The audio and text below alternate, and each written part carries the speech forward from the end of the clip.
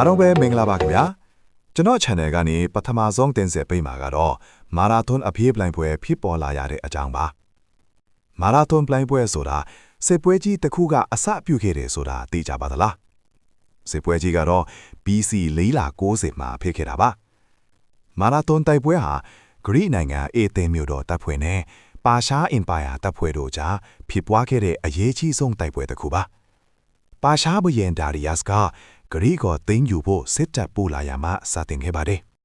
ဂရိဘက်ကအင်အားနဲ့တော့လဲစစ်ရေးဗျူဟာကောင်းပြီးမာရာသွန်ကွင်းပြင်မှာပါရှားတပ်ကိုအနိုင်ရခဲ့ပါတယ်ဒီအနိုင်ရမှုကြောင့်ဂရိလူမျိုးတွေအမျိုးသားရေးစိတ်ဓာတ်မြင့်တက်လာပြီးပါရှား၏တိုးချဲမှုကိုခဏတားဆီးနိုင်ခဲ့ပါတယ်မာရာသွန်တိုက်ပွဲမှာဂရိဘက်ကိုဦးဆောင်ခဲ့တဲ့အဓိကစစ်သူကြီးကမီဒီယာဒီစ်ဖြစ်ပါတယ်သူကအေသယ်မြို့ရဲ့အတွေ့အကြုံများတဲ့စစ်ဗျူဟာကျွမ်းကျင်သူတစ်ယောက်ဖြစ်ပြီးပါရှားတပ်ရဲ့အင်အားကြီးမှုကိုနားလည်ထားသူပါမီဒီယာဒီစ်ရဲ့အရေးကြီးဆုံးအောင်မြင်မှုကတော့အလေတန်းတပ်ကိုပေါ်ပါစေပြီးဘေဘက်ညာဘက်တပ်ကိုအားကောင်းအောင်စီမံထားတဲ့စစ်ဗျူဟာဖြစ်ပါတယ်ဒီဗျူဟာကြောင့်ပါရှားတပ်ကိုဘေးနှစ်ဖက်ကဝိုင်းပိတ်တိုက်ခိုက်နိုင်ပြီးအင်အားနဲ့တဲ့ဂရိတပ်ကအင်အားသင့်ဖွဲ့အနိုင်ရခဲ့တာပါဒီအောင်ပွဲနောက်ပိုင်းမှာမီဒီယာဒီစ်ကိုဂရိလူမျိုးတွေအလွန်လေးစားကြပေမဲ့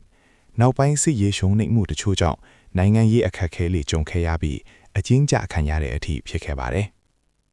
ဒါပေမဲ့မာရာသွန်တိုက်ပွဲကိုအနိုင်ရစေခဲ့တဲ့သူ့နာမည်ကတော့ဂရိသမိုင်းမှာမပြောက်မလဲအရေးပါတဲ့စစ်သူကြီးအဖြစ်ဆက်လက်ကျန်ရည်နေစေပါတယ်မာရာသွန်တိုက်ပွဲမှာပါရှားဘက်ကစစ်တပ်ကိုဦးဆောင်ခဲ့တဲ့အဓိကစစ်သူကြီးတွေကတော့ဒါဒစ်နဲ့အာတာဖာနီစ်တို့ဖြစ်ပါတယ်သူတို့နှစ်ဦးလုံးကပါရှားဘုရင်ဒါရီယတ်ပထမရဲ့ယုံကြည်ရတဲ့စစ်သူကြီးတွေပါဒါဒစ်က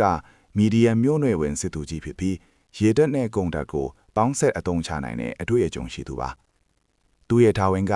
ဂရိကန်ယူတိုင်းမျိုးတွေကိုတမျိုးချင်းသိမ်းယူပြီးအေသင်းနဲ့အီရီသရီယာကိုတန်ခတ်ဖျက်ဆီးဖို့ဖြစ်ပါတယ်အီရီသရီယာမျိုးကိုသိမ်းယူနိုင်ခဲ့ပြီးမဲ့မာရာသွန်မှာတော့ဂရိဘရဲ့မမျော်လင့်တဲ့တိုက်ခိုက်မှုကြောင့်ရှုံးနိမ့်ခဲ့ရပါတယ်အာတာဖာနီစ်ကတော့လီဒီယာပီးနဲ့အုပ်ချုပ်ရေးမှုဟောင်းနဲ့တားဖြစ်ပြီးနိုင်ငံရေးနဲ့စစ်ရေးနှစ်ဖက်စလုံးကိုနားလည်တဲ့စစ်သူကြီးပါသူကစစ်စင်ရေးစီမံခန့်ခွဲမှုလမ်းကြောင်းရွေးချယ်မှုတွေမှာအရေးပါတဲ့အခန်းကဏ္ဍထမ်းဆောင်ခဲ့ပါတယ်မာရာသွန်တိုက်ပွဲမှာအင်အား1000ကျော်ပဲရှိတဲ့ဂရိတပ်ကအင်အား2000ခွဲလောက်ရှိတဲ့ပါရှားတပ်ကြီးကိုအနိုင်ရခဲ့တာပါ